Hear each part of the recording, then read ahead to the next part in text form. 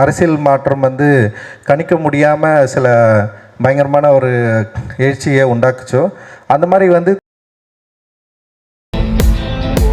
இந்த ட்ரெய்லர் உண்மையிலேயே ரொம்ப இன்ட்ரெஸ்டிங்காக இருக்குது.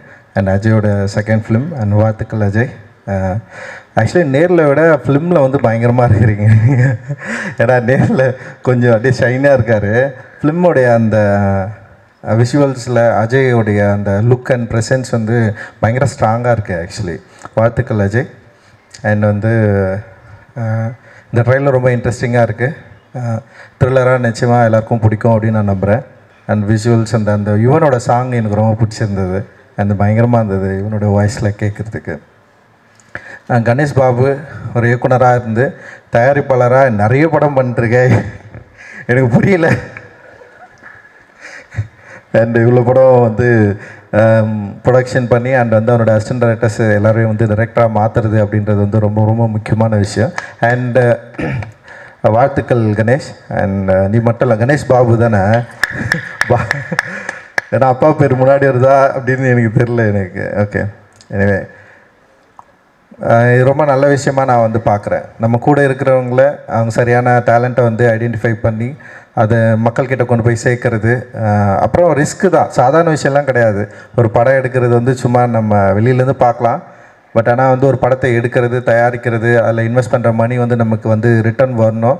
அப்படி வரலன்னா அது எவ்வளோ பெரிய சிக்கலில் கொண்டு போய் விடும் அப்படின்றது வந்து ஒரு ப்ரொடியூசராக எனக்கும் தெரியும். நிறைய பிரச்சனைகளை நானும் ஃபேஸ் பண்ணிருக்கிறோம். பட் ஆனால் ஒரு சவாலை தன்னுடைய நண்பர்களை தான் கூட இருக்கிற அசிஸ்டன்ட் டைரக்டர்ஸை நம்பி எடுத்துகிட்டு இருக்கிற கணேஷ்க்கு தயவு செஞ்சு எல்லாருமே கூட இருங்க. நீங்கள் அவரை வந்து இன்னும் வந்து சப்போர்ட்டிவாக இருந்து அவரை மென்மேலும் வளர்கிறதுக்கு என்னுடைய வாழ்த்துக்களை நான் வந்து தெரிவிச்சுக்கிறேன்.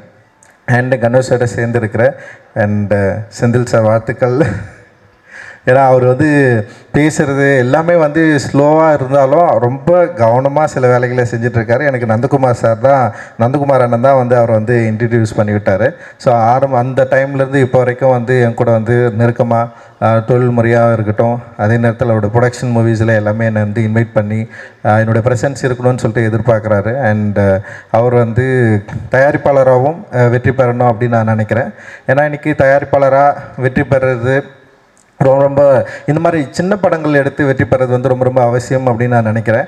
எப்படி தமிழக சூழலில் அரசியல் மாற்றம் வந்து கணிக்க முடியாமல் சில பயங்கரமான ஒரு எழுச்சியை உண்டாக்குச்சோ அந்த மாதிரி வந்து தமிழ் திரையுலகத்துலேயும் இப்போது சின்ன படங்கள் வந்து மெதுவாக தியேட்டர் நோக்கி மக்களை இன்வைட் பண்ணிட்டுருக்கு. மக்கள் எல்லோரும் வந்து தியேட்டர்ஸில் வந்து படம் பார்க்க ஆரம்பிச்சிருக்காங்க. குறிப்பாக சமீபத்தில் வந்து பிளாஸ்டாக இருக்கலாம், அதுக்கு முன்னாடி சிறைன்ற ஒரு படம் வந்து நிறைய பெரிய கலெக்ஷனை க்ரியேட் பண்ணியிருக்கு. அது மாதிரி வந்து நிறைய படங்கள் நம்ம வந்து சொல்ல பெரிய படமாக இருக்கிற இப்போ கருப்பு வந்து ஒரு பெரிய வெற்றி பெற்றிருக்கு. அண்டு ஓடிடி பிளாட்ஃபார்ம்ஸில் படத்தை விற்கிறது, படத்தை அப்ரோச் பண்ணுறது, அவங்க வந்து படம் பார்க்குற இல்லை படம் வாங்குகிற ஓவரால் டிசைனே டோட்டலாக மாற்றிட்டாங்க. இப்போ வந்து பெரிய ப்ரொடியூசர்ஸ் கூட ஓடிடி பிளாட்ஃபார்ம்ஸில் வந்து படம் விற்கிறது வந்து ஒரு பெரிய சவாலாக சேலஞ்சிங்காக இருக்குது. அண்ட் அதில் கூட வந்து இப்போ ஆர்டிஸ்ட் வந்து எஸ்டாப்ளிஷ் ஆர்டிஸ்ட் நடிச்சிருந்தாலுமே அந்த படத்தை விற்கிறது வந்து பெரிய பெரிய ஒரு சேலஞ்ச் தான். இன்றைக்கி ஓடிடி பிளாட்ஃபார்ம்ஸ் வந்து ஒரு பெரிய பவர்ஃபுல்லான ஒரு இடத்துக்கு மாறிட்டாங்க.